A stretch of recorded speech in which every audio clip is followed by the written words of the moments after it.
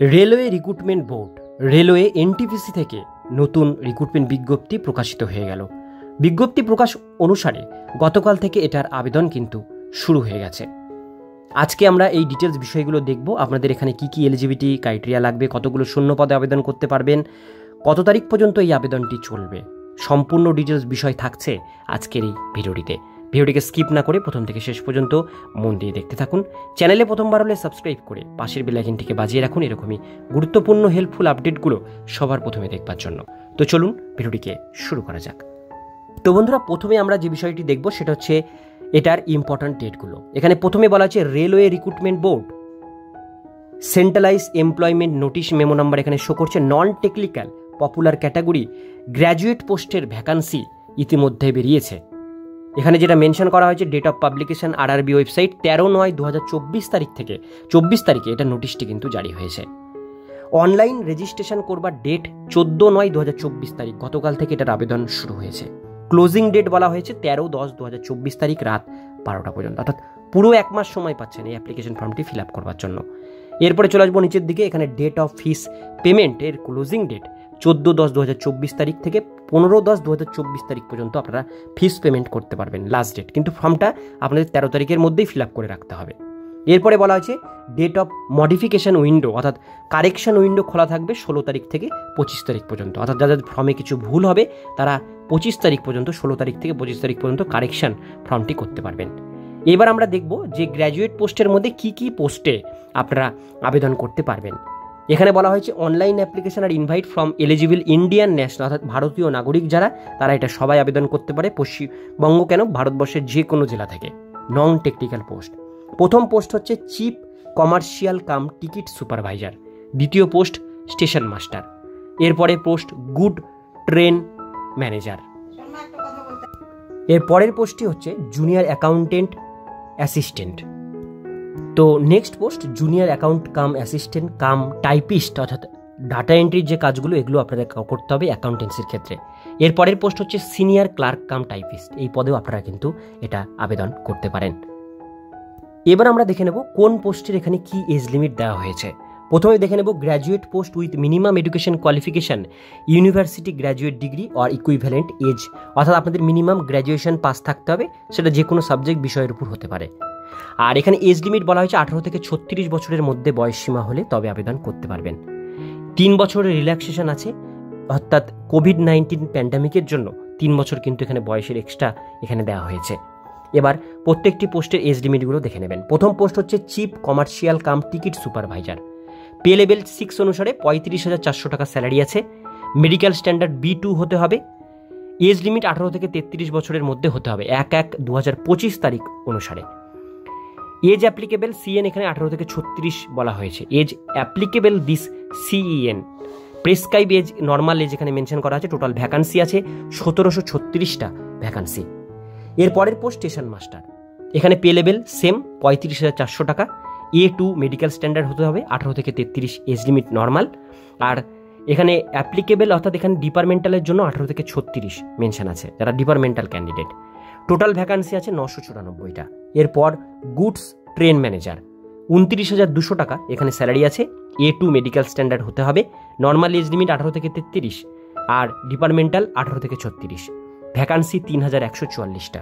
এর পরের পোস্ট হচ্ছে junior account assistant cum typist, 29,200 টাকা স্যালারি, C2 মেডিকেল স্ট্যান্ডার্ড 18 থেকে 33 এজ লিমিট নর্মাল আর ডিপার্টমেন্টাল 18 থেকে 36, টোটাল ভ্যাকান্সি আছে 1507।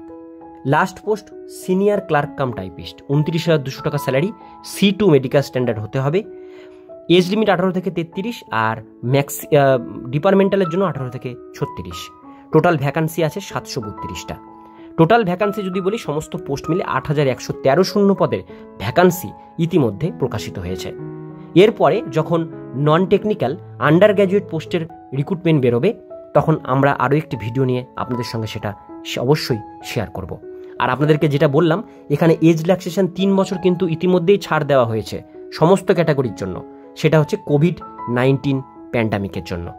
এছাড়াও আপনারা যারা যারা ST/SC আছেন, OBC আছেন, তাদের গভর্নমেন্ট রুলস হিসাবে বা ফিজিক্যাল হ্যান্ডিক্যাপ আছেন, গভর্নমেন্ট রুলস হিসাবে যে বয়সের ছাড়টা সেটা কিন্তু অবশ্যই আপনারা এখানে পেয়ে যাবেন। এবার আমরা দেখে নেব অ্যাপ্লিকেশন ফিস আপনাদের এখানে কত টাকা লাগবে। এখানে প্রথমে বলা হয়েছে for all candidate accept the fees commission category mention below serial number 2। অর্থাৎ আপনারা যারা যারা জেনারেল, ওবিসি, ইডাব্লিউএস ক্যাটাগরি থেকে বিলং করেন তাদের জন্য 500 টাকা অ্যাপ্লিকেশন ফিস আপনাদের পেড করতে হবে। কিন্তু out of this fees 500 and amount 400 shall be refund duly deducted bank charge on appearing in first test CBT. অর্থাৎ আপনারা প্রথমের যে সিবিটি পরীক্ষা হবে কম্পিউটার বেসড টেস্ট, সেই পরীক্ষায় যদি আপনারা বসেন তাহলে 400 টাকা কিন্তু আপনারা ব্যাক পেয়ে যাবেন, ব্যাঙ্ক চার্জ বাদ দিয়ে 400 টাকা ব্যাক পেয়ে যাবেন জেনারেল ওবিসি ক্যান্ডিডেটরা।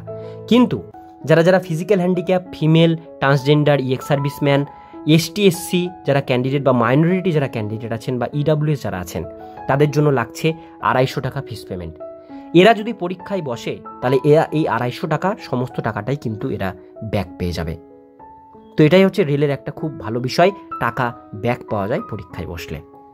এবার আপনারা যে ফার্স্ট সিবিটি টেস্ট দেবেন সেটার আপনারা আপনাদের যে কোশ্চিন প্যাটার্নগুলো কীরকম হবে সেটা আপনারা দেখে নিন। প্রথমে এখানে যেটা বলা হয়েছে আপনাদের এখানে কিন্তু 90 মিনিটের পরীক্ষা হবে। প্রথমে জেনারেল অ্যাওয়ারনেস থাকবে 40 কোশ্চিন, ম্যাথমেটিক্স থাকবে 30, জেনারেল ইন্টেলিজেন্স অ্যান্ড রিজনিং থাকবে 30। এই টোটাল 100 মার্কসের একটা পরীক্ষা হবে, 3টে বিষয়ের উপরে পরীক্ষা হবে। ঠিক আছে, 100 মার্কসের পরীক্ষা হবে, 90 মিনিট সময় পাবেন এই পরীক্ষাটি দেওয়ার জন্য। এরপরে সিবিটি 2 যে পরীক্ষা, টেস্ট স্টেজ 2তে যে পরীক্ষাটি হবে সেখানেও 90 মিনিট সময় পাবেন এক্সাম ডিউরেশন। জেনারেল অ্যাওয়ারনেস থাকবে এখানে আপনাদের সেটা হচ্ছে 50 মার্কসের, ম্যাথমেটিক্স থাকবে 35, জেনারেল ইন্টেলিজেন্স রিজনিং থাকবে 35। টোটাল নাম্বার অফ কোশ্চিন 120টা কোশ্চিন থাকবে, 90 মিনিটে আপনাদের সেটা কমপ্লিট করতে হবে। এটাই হচ্ছে আপনাদের সিলেবাস, যে অনুসারে আপনাদের প্রিপারেশন নিতে হবে। এইবার আপনারা এখানে দেখে নিন ফটোর বিষয়টা কি বলা হয়েছে। এখানে আপনাদের প্রথমেই বলা হয়েছে it should B A colour for passport size photograph with white and light colour background. অর্থাৎ এখানে বলা হয়েছে আপনারা হোয়াইট ব্যাকগ্রাউন্ডও দিতে পারেন ফটোর, অথবা আপনারা কালার ব্যাকগ্রাউন্ডও দিতে পারেন, কিন্তু কালারটা যেন এক কালার হয় এটা এখানে বলা হয়েছে। আর ফটোটা কিন্তু ঠিক সাইজ মতন আপনাদের কিন্তু এখানে আপলোড করতে হবে। 100 dpi রেজুলেশনের মধ্যে ফটো হতে হবে, 20 KB থেকে 50 KBর মধ্যে ফটো আপনাদের দিতে হবে। ঠিক আছে, এবার আমরা নিচের দিকে চলে আসবো। কালার ফটো দিতে পারেন বা আপনারা নর্মাল ফটো দিতে পারেন, কিন্তু কোনো চশমা পরে বা এই সমস্ত টুপি পরে এই সমস্ত ধরনের ছবি কিন্তু আপনারা দেবেন না। এবার নিচের দিকে আমরা চলে আসবো।